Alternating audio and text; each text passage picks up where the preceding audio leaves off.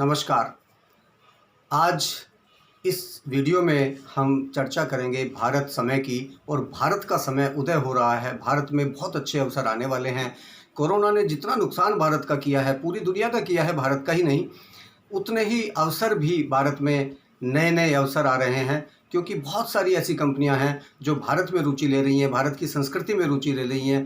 भारत के मानवीय मूल्यों की जो भारत में बहुत अधिकता है, मानवीय मूल्यों के आधार पर हम व्यवहार करते हैं, हम मानवीय मूल्यों के आधार पर व्यापार करते हैं। तो इसलिए बहुत सारे देशों की कंपनियां हमारे इस व्यवहार के कारण हमारे इस देश में आने को तैयार हैं और हमारे यहाँ बहुत अच्छे अवसर आने वाले हैं, ऐसा मेरा मानना है। और ये मानना सत्य होने वाला है। इसलिए हम आज उन्हीं विषयों पर चर्चा करेंगे, क्योंकि भारतीय संस्कृति का बोलबाला इस कोरोना काल में पता चल गया है और आज सारी दुनिया मानती है कि भारतीय संस्कृति संपूर्ण वैज्ञानिक है। तो आज हम विषय लेते हैं कि हमारे बेरोजगारों का क्या होगा, हमारे यहाँ जो बहुत सारे उद्योग धंधे संकट में आ गए हैं उनका क्या होगा। उनके साथ साथ और भी बहुत सारे छोटे छोटे उद्योगपति हैं, वो भी नुकसान में हैं, छोटे व्यापारी हैं वो नुकसान में हैं, दुकानदार हैं वो नुकसान में हैं। तो हम उन सब के लिए एक शुभ सूचना लेकर आए हैं कि आप कोई भी नुकसान में नहीं रहेंगे। सबसे पहले तो जो मैं पहली वीडियो में भी कहता आया हूं कि हमें अपने गांवों को विकसित करना होगा, हमें अपने गांवों की ओर देखना होगा, हमें प्रकृति की ओर वापसी की ओर देखना होगा। और प्रकृति जब हमें अपने पूरे अपने आवरण में ले लेगी, प्रकृति जब हमें अपने गोद में ले लेगी, और प्रकृति के हम पूजक रहे हैं, इसलिए प्रकृति के साथ छेड़छाड़ करना ही आज का ये दुष्परिणाम सामने आ रहा है। हमें प्रकृति की ओर वापस मुड़ना है और गांवों को विकसित करना है। गांव कैसे विकसित होंगे, इस विषय पर आज हम चर्चा करने वाले हैं। इस देश में लगभग 200 से 500 नई कंपनियां जो चीन में थीं, जहां चीन से बहुत बड़ा विकराल रूप कोरोना ने लिया हुआ है, उस कोरोना के कारण, चीन की कुटिल नीतियों के कारण, चीन के कपट के कारण वहां से उन कंपनियों को हटना ही पड़ेगा। और हटने के बाद उनके पास एक ही ऑप्शन है, एक ही विकल्प है कि चीन के बाद वो भारत में अपने उद्योग लगाएं। भारत में जो निर्माण कार्य नहीं हो रहे थे, अब वो भारत में लगें। जैसे कंप्यूटर भारत में नहीं बनते हैं, कंप्यूटर के पार्ट्स भी बहुत कम बनते हैं, इसलिए कंप्यूटर के कंपनी आएंगी। टेक्नोलॉजी वाली जो कंपनियां हैं, किसी भी तरह की टेक्नोलॉजी हो, बहुत सारी टेक्नोलॉजी है, मैं यहाँ विस्तार से नहीं बताऊंगा।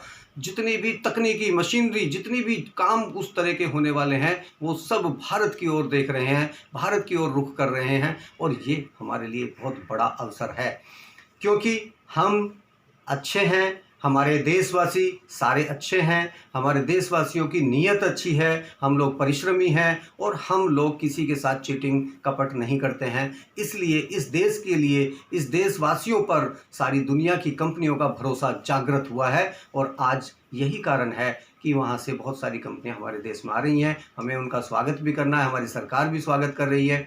अब हम कैसे जुड़ेंगे? एक छोटा व्यवसायी, जो मैं गांव की बात कर रहा हूं और एक तरफ मल्टीनेशनल कंपनी की बात कर रहा हूं, दोनों का समन्वय बिठाना ही हमारे देश की उन्नति का कारण बनेगा। क्योंकि अगर हमने मल्टीनेशनल कंपनियों में केवल नौकरी करने की सोची तो हमारे देश का उद्धार नहीं होगा, केवल मल्टीनेशनल कंपनियों का उद्धार होगा। और मल्टीनेशनल कंपनियां, वो सारा प्रॉफिट, कोई भी कंपनी किसी भी देश में जाती है वो आपके भले के नहीं आती है, वो आती है अपने प्रॉफिट के लिए। इसलिए हमको ये ध्यान रखना है कि अगर हमारे देश में हम आ रही हैं वो कंपनियां, वो तो अपना प्रॉफिट लेंगे ही, हमारे गाँव को क्या प्रॉफिट होगा, हमारे व्यक्तियों को क्या प्रॉफिट होगा। केवल सैलरी से हमको गुजारा नहीं होने वाला है, हम सैलरी पर्सन नहीं बनने वाले हैं, हमको उद्यमी बनना है। और हम छोटे छोटे उद्योग से लेकर बड़े बड़े उद्योगों में सहभागिता करेंगे। हमारे युवा जितने भी हैं वो उद्यमी बने, वो उद्योगपति बने, वो व्यवसायी बने, व्यापारी बने। वो केवल उनकी कंपनियों की नौकरी ढूंढने के लिए ना चलें। उनको किस पार्ट्स की ज़रूरत है वो पार्ट्स हम बना कर दें। उनको ऐसी बहुत सारी बड़ी कंपनियां हैं जो छोटे छोटे पार्ट्स बाहर से बनवाती हैं, बाहर से लेती हैं और बड़े प्रोडक्ट वो खुद बनाती हैं। इसलिए हमको मेन बात क्या कहना चाहता हूं कि आपको उपक्रम लगाने पर ध्यान देना है, आपको उद्यमिता पर ध्यान देना है, आपको छोटे छोटे पार्ट्स बनाकर उनको सप्लाई करनी है, अर्थात उद्यमी बनना है, व्यापारी बनना है। उनकी नौकरी करने के लिए सारे लोग तैयार ना है। नौकरी भी कुछ लोगों को करनी पड़ेगी, तो कुछ लोगों को व्यापार मिलेगा, कुछ लोगों को व्यवसाय मिलेगा, कुछ लोगों को वहाँ नौकरी मिलेगी। इससे हमारे देश का चहुमुखी विकास भी होगा। अब हमें ये ध्यान रखना है कि वो कंपनियां सारा प्रॉफिट अपने अपने प्रॉफिट का सारा हिस्सा ही वहाँ ले जाएंगी तो हमें क्या फ़ायदा। तो इसलिए हमको मैन्युफैक्चरिंग में आना पड़ेगा, हमको उपक्रम लगाने पड़ेंगे, छोटे पार्ट्स उनके कुछ हिस्से हमको बनाकर उनको देने पड़ेंगे ताकि हमारे यहाँ भी उद्यमिता जागृत हो। और उद्यमिता जैसे ही जागृत होगी तो हमारा देश जागृत होगा। गाँवों को इतनी बड़ी कंपनियों से जोड़ने का क्या, गाँवों में हम ऑर्गेनिक फूड, ऑर्गेनिक खेती करेंगे।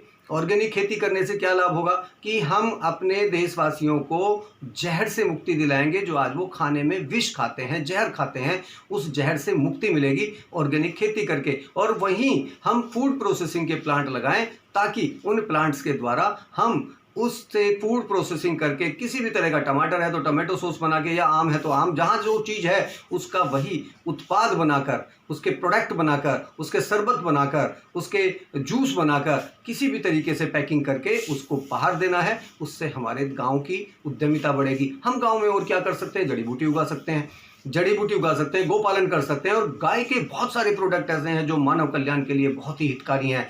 इसलिए इन सब चीज़ों की इस देश को आवश्यकता पड़ने वाली है। अब तक दुनिया में नंबर 1 का जो व्यापार होता था वो हथियारों का होता था, और हथियारों के व्यापारी इस समय हिम्मत हार गए हैं क्योंकि उनके हथियार काम नहीं आ रहे हैं। एक छोटा सा विषाणु, एक छोटा सा कीटाणु जो अपनी ताकत भी नहीं रखता है, जो अपना खुद अपने आप में एक जीव नहीं है, उसने सारी दुनिया को हिलाकर रख दिया। तो हथियार क्या काम आए, परमाणु बम काम नहीं आ रहे, कोई भी बम काम नहीं आ रहा, रिवाल्वर काम नहीं आ रही है, बंदूकें काम नहीं आ रही हैं, फाइटर विमान काम नहीं आ रहे हैं। इसका अर्थ क्या हुआ कि अभी तो ये एक छोटा सा है। आज मेरी भविष्यवाणी ये मैं कर रहा हूँ, केवल एक जीवाणु, एक विषाणु, एक कीटाणु नहीं है, ऐसे हजारों विषाणु हमारी लैबों में कैद हो चुके हैं, बन चुके हैं, मानवीकृत हैं। अब जो युद्ध होगा वो जीवाणु का, विषाणु का होगा। इसलिए हमको अब हथियारों की आवश्यकता नहीं है। मैं पिछले 20 साल से ये बात कह रहा हूँ कि हथियारों का व्यापार करने वाले ही जो देश हैं वही सबसे बड़े आतंकवाद की जड़ हैं। और आतंकवाद केवल पाकिस्तान की औकात नहीं है वो आतंकी बने, हमारे साथ आतंकवादी हमले करें। उसके पीछे जो पीठ है, जो हथियारों के व्यापार करने वाले लोग हैं, जिन्हें हमें भी हथियार बेचने हैं और उनको भी हथियार बेचने हैं, वो बॉर्डर का व्यापार करते हैं, हत्याओं का व्यापार करते हैं, हथियारों का व्यापार करते हैं, शवों का व्यापार करते हैं। इसलिए उन सब से सचेत रहना है। अब हेल्थ का व्यापार बनेगा। अब जो हम अपने प्रति उदासीन हो गए थे, जो मानव अपने प्रति मशीन की तरह दौड़ रहा था, अब मशीन नहीं मानव बनेंगे और मानवीयता जागृत होगी। और इस हेल्थ को, इस स्वास्थ्य को, इस शरीर को स्वस्थ रखना ही हमारा सबसे बड़ा कर्तव्य है। और इसको अगर आप व्यापार भी बनाते हैं ईमानदारी से, उसमें कपट नहीं होना चाहिए, उसमें नकली दवाइयाँ नहीं होनी चाहिए, उसमें नकलीपन नहीं होना चाहिए, एकदम ईमानदारी से आप इसको व्यापार भी करते हैं, तो ये आपके लिए कोई बड़ी बात नहीं है। आपको करना चाहिए और सबको समान अधिकार मिले। अपने अहंकार को छोड़कर कोऑपरेटिव पर ध्यान दीजिए। मैं बार बार यही बात कह रहा हूँ, कोऑपरेटिव पर ध्यान दीजिए, सहकारिता पर ध्यान दीजिए। जितना मिलजुल कर आप काम करोगे, जितनी बड़ी टीम आपकी होगी, उतना ही बड़े आप व्यवसायी बनोगे, उतने बड़े उद्यमी बनोगे, उतने ही बड़े आपका व्यापार बढ़ता चला जाएगा। और यही आपकी सफलता का मूल मंत्र होगा। अपने ऊपर विश्वास रखिए, अपने आत्मबल को बढ़ाए रखिए। आत्मविश्वास दुनिया की सबसे बड़ी पूंजी है, इससे बड़ी कोई पूंजी नहीं है। हमको जीतना है और जीतने के लिए ही हम आगे बढ़ रहे हैं। हमारे देश का जितना भी नुकसान हुआ है हम उसको अति शीघ्र भरपाई करें। हमारे युवाओं में वो शक्ति है। दुनिया के सबसे ज़्यादा युवा अगर हैं तो आज भारत में हैं। हम लोग 60% युवा रखने वाले देश हैं। हमारे देश में 80 करोड़ युवा हैं। 80 करोड़ युवा का मतलब 80 करोड़ हाथ हमारे पास दुगने हाथ हो गए, यानी 1,60,000 हाथ हमारे पास युवा हैं। बुजुर्गों की बात छोड़ दें, बच्चों की बात छोड़ भी दें, तब भी इतने हाथ किसी देश के पास युवा नहीं है, सबसे ज़्यादा। और हम कह रहे हैं हम गरीब हैं, नहीं, हम दुनिया के सबसे अमीर देश हैं और हमें अमीर बनना है, हमें अमीरी कायम रखनी है। हमको उद्यमिता पर ध्यान करके हमें एक एक व्यक्ति को, हमें स्मार्ट सिटी की आवश्यकता नहीं है, हमें स्मार्ट गांव बनाने पड़ेंगे। और जब हमारे गांव को स्मार्ट, मैं कसम खाऊं कि मैं अपने गांव को स्मार्ट गांव बनाऊंगा, हर व्यक्ति यही कसम खाए कि मैं अपने गांव को स्मार्ट गांव बनाऊंगा, तो इसमें बहुत अच्छा संदेश देश के अंदर जाएगा। जो युवा सोए पड़े हैं वो भी जाग जाएंगे, उनको जगाना आप सबका काम है। इस वीडियो को लाइक जरूर करें, शेयर करें, अपने मित्रों तक पहुंचाएं ताकि उनका आत्मबल जगे, उनका आत्मविश्वास जगे और भारतीयता जगे। और भारतीयता जगने के बाद उनको विश्वव्यापी भारत बनाने की बात करें। हमारी वसुधैव कुटुंबकम की जो नीति है वो आज यहाँ काम आने वाली है। भारत समय के लिए ये वीडियो है,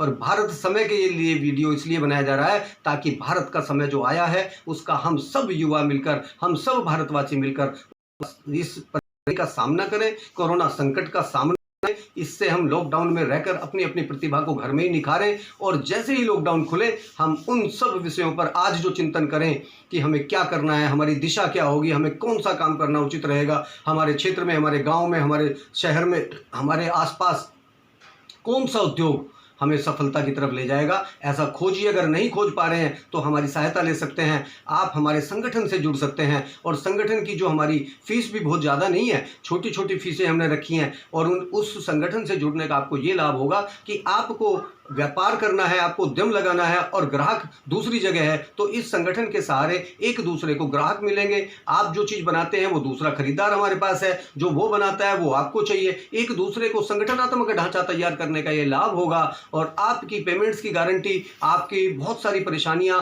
आपको सरकारी सहायता किस तरीके से मिल सकती है, आपकी जो सरकारी नीतियां हैं आपके उद्योग से वो कैसे मिल सकती हैं, या कोई और सहायता आपको बाजार कैसे मिले। सबसे बड़ी बात है, आप प्रोडक्ट तो बना लेंगे, बहुत सारे उत्पाद आप बना सकते हैं, मशीनें भी खरीद लेंगे, पैसे भी आ जाएंगे, लेकिन बेचना सबसे बड़ा काम है। बेचना, मार्केटिंग, बाजार कहाँ से मिले, ये भी हम उस तरह की पूरा संगठनात्मक ढांचे में चीज़ें डाल रहे हैं और मेरा मानना है आप सबको इसमें जुड़ना चाहिए। हम छोटे दुकानदार, छोटा व्यापारी, बड़ा व्यापारी, बड़ी कंपनी, बड़े उद्योगपति, छोटे से बड़े तक सबको इस संगठन में जोड़ रहे हैं। कामधेनु चैनल प्राइवेट लिमिटेड का ये उपक्रम है। इस उपक्रम में हम एक संगठनात्मक ढांचा तैयार कर रहे हैं और इस संगठन में सब लोगों को रोजगार मिले, सब लोगों को काम मिले, किसी का उत्पाद घर में ना पड़ा रहे, वो कैसे बिके। और खासकर किसानों के लिए, किसानों का सबसे बड़ा योगदान होता है। अगर इस दुनिया में भगवान है, धरती पर भगवान है, तो धरती का भगवान किसान होता है, उसको हमें स्वीकार करना पड़ेगा। और धरती के भगवान की जो दुर्दशा कर हमारे लोगों ने की है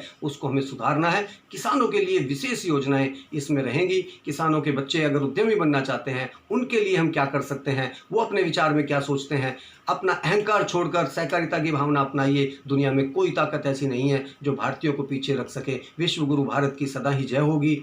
बहुत ही अच्छे तरीके से हम चल रहे हैं। हमें अपने आत्मबल को जगाना है, आत्मविश्वास को जगाना है।